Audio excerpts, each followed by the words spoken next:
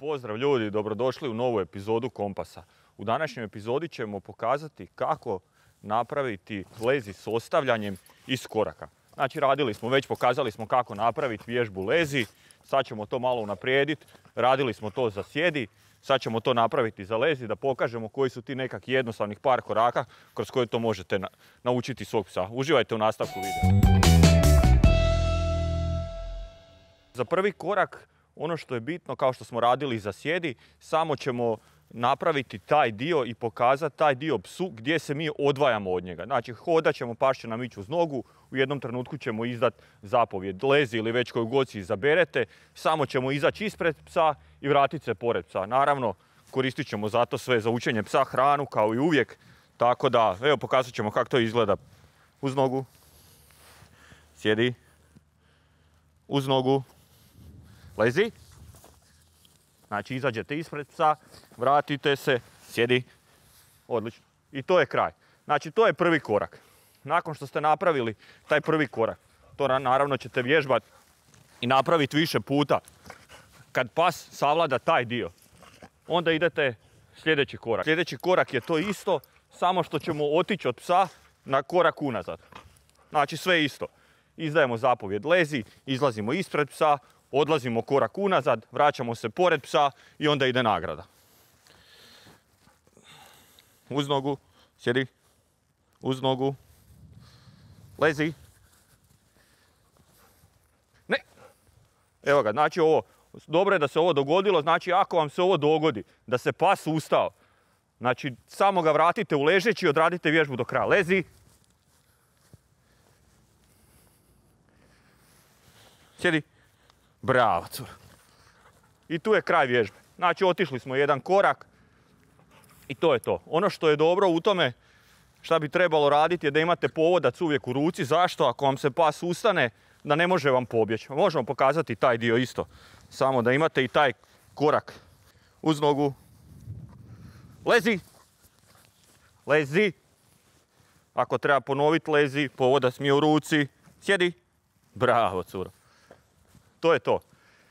E sad, kad ste savladali to da možete otići od psa na 2, 3 koraka, u biti na dužinu povodca, onda krećete kupovati vrijeme. Ono što je bitno kad radite sa povodcem i odlazite na dužinu povodca je da vam povodac uvijek bude opušten. Znači, dok vam pas leži, vi ako izravnate povodac, vi ćete si povući psa. Znači, vi mislite da to nije zategnuto, ali u biti je. I samo ćete si potegnuti psa i pas će se ustati, uvešćete ga u grešku. Tako da pazite to, znači povodac mora uvijek biti opušten. E sad, ovo što sam bio rekao, znači onda krećete kupovati vrijeme. Onda vam nije bitno koliko ćete daleko otići od psa, nego sljedeći korak je da možete doći do toga da vam pas leži nekakvih 5 do 10 sekundi. Nije bitno koliko ste daleko od njega, nemojte žuriti sa tom udaljenosti. Tu udaljenost kad kupite vrijeme, nabijete u 2-3 treninga. Evo, možemo sam pokazati. Sjedi. Uz nogu. Lezi.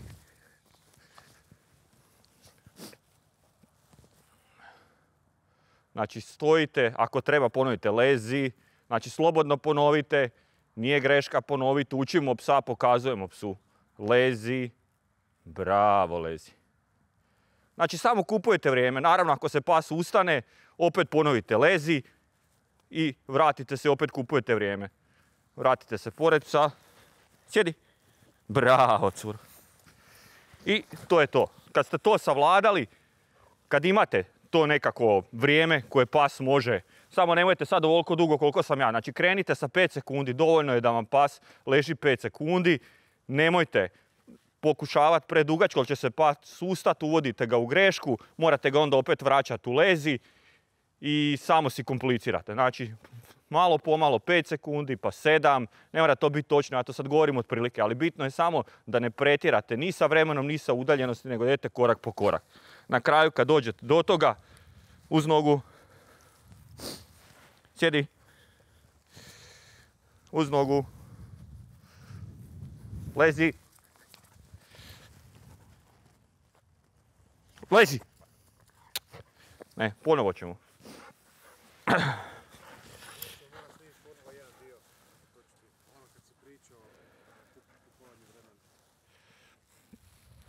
Uz nogu. Ovo nemoj. Sjedi. Uz! Lezi!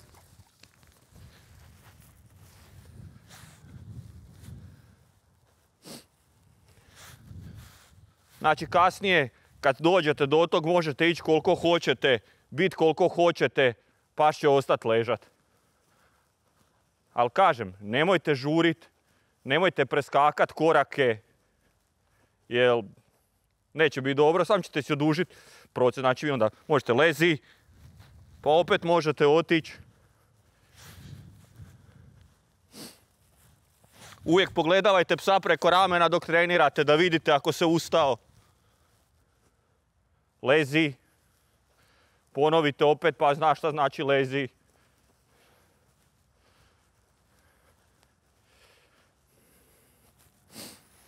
Sjedi.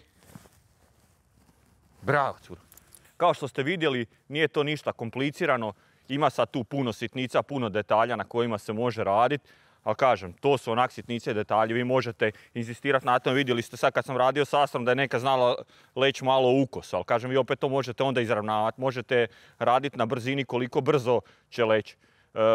Za one koji su malo napredniji i kuže u tom su svijetu, će skužiti da je u dijelu kad sam recimo odlazio od Astre, kad sam pokazivao ovaj zadnji dio, se dogodilo da je ona u onom trenutku kad je legla, da je još otpuzala korak 2-3. Zato vam kažem da ne žurite, jer taj korak 2-3 što je ona otpuzala tih par centimetara, to je u biti moja greška, jer sam kad sam ju nekad davno to učio, onda sam u jednom koraku malo previše žurio, previše sam odlazio od nje i ostalo je to puzanje i šuljanje. To se sve isto može, ali kažem, meni nije bilo potrebe, ali to su sve nekakve sitnice na kojima ako želite možete raditi. Ali ono što je bitno, bitno je da idete korak po korak, kod kupovanja vremena, da niste predugo od psa. Udaljenost ostavite za kraj, znači udaljenost je najnebitnija stvar. Vi udaljenost od 5 koraka pa da dođete do 30 koraka dobijete kroz 2 treninga. Vama je bitnije da kupujete vrijeme. I to je to. Hvala vam što ste gledali. Like, share, subscribe ko nije i vidimo se u sljedećem videu. Pozdrav, di si mišice? Ajmo, evo ti.